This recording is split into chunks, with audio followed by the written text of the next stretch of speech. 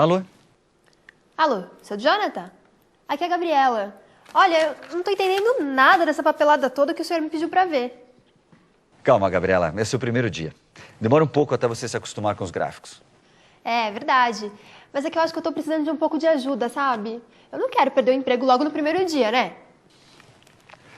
Calma, você não vai perder o emprego. Faz uma coisa, me passa esses gráficos, por favor, para eu dar uma olhada.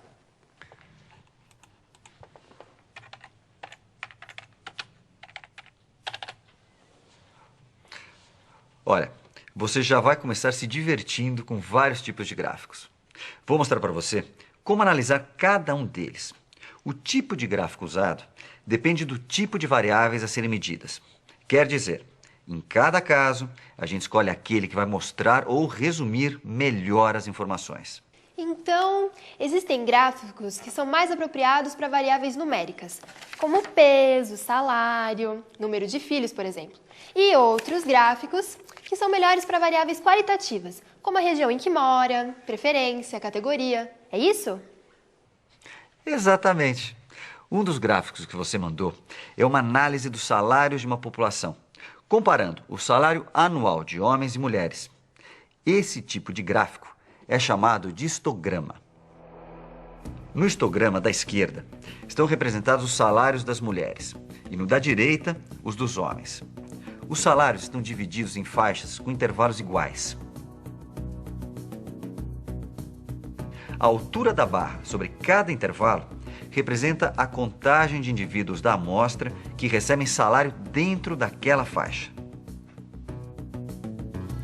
Então, pelo que dá para perceber, nessa amostra existem mais homens do que mulheres com salário anual acima de 50 mil. Isso mesmo.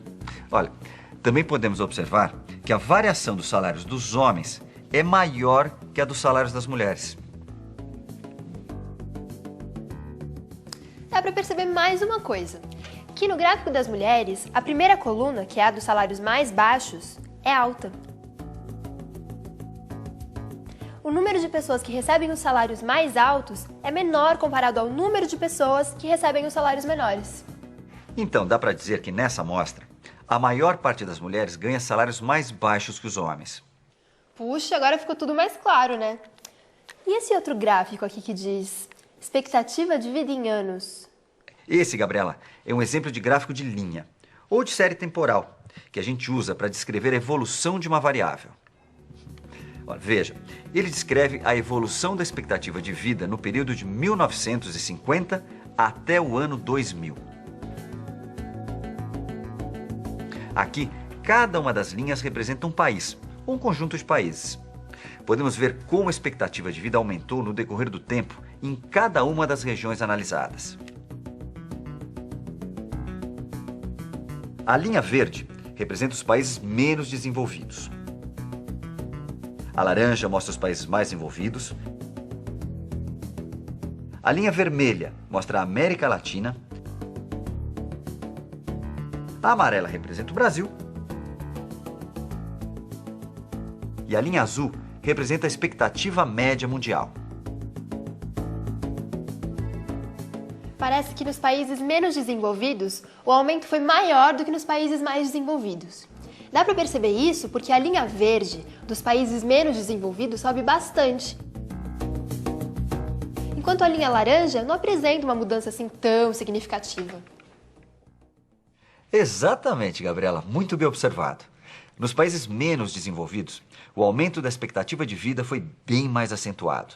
Esse tipo de gráfico, como eu disse, serve para entender como uma variável se modifica num certo período de tempo. Agora, para analisar duas variáveis qualitativas e a relação entre elas, existe um outro tipo de gráfico que é mais adequado. É o chamado gráfico de barras. Nesse gráfico, por exemplo, cada uma das 3 colunas representa uma empresa. As cores das colunas representam os níveis de escolaridade dos funcionários.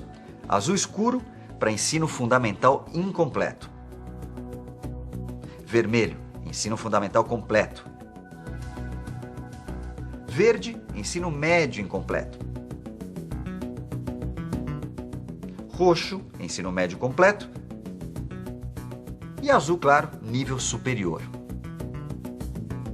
A altura de cada barra representa o número total de funcionários classificados em cada categoria de nível de escolaridade.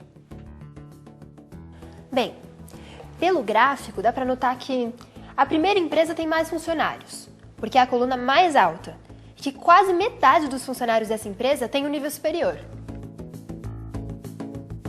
É isso mesmo, Gabriela. E nós também podemos perceber muitas outras coisas analisando esse gráfico. A empresa 3 é a que tem menos funcionários, porque a sua coluna é a menor de todas. E quanto ao nível de escolaridade, dá para perceber que a maior parte dos funcionários dessa empresa tem nível médio incompleto ou menos. E veja a empresa 2. Ela tem bem mais funcionários que a empresa 3, mas difere muito pouco na distribuição dos níveis de escolaridade. Nossa, quanta coisa a gente pode perceber lendo um gráfico, né? Bom, agora vamos deixar de lado as variáveis quantitativas e analisar um gráfico com variáveis qualitativas. Se o número possível de categorias for pequeno, uma boa representação gráfica pode ser obtida com o chamado gráfico de setores, ou gráfico de pizza. Como o nome já diz, esse tipo de gráfico se parece com uma pizza.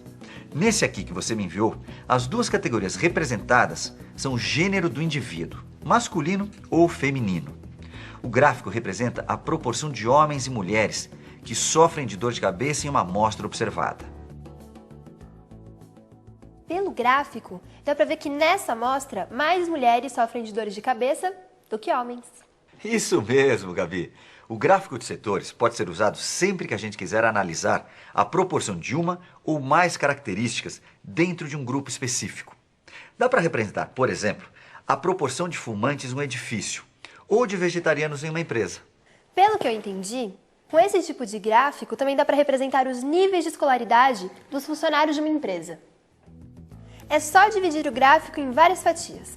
Cada uma representa o grau de escolaridade de uma determinada proporção de funcionários dentro do total da empresa. Perfeito, Gabi! Mas ó, isso só tem sentido quando a gente analisa uma única empresa, tá? Gabriela, olha, no primeiro dia você já deu de cara com um monte de gráficos para analisar. Mas agora você está mais tranquila, ou não? Ai, tô sim, seu Jonathan. Pode deixar. Logo, logo vai estar tudo aí em cima da sua mesa, tá? Obrigada mesmo, seu Jonathan. Muito obrigada. Não se preocupe, Gabi. Todos nós nos assustamos com coisas novas. Eu, por exemplo, tenho muita coisa para aprender ainda, lógico. Tá bom. Tchau.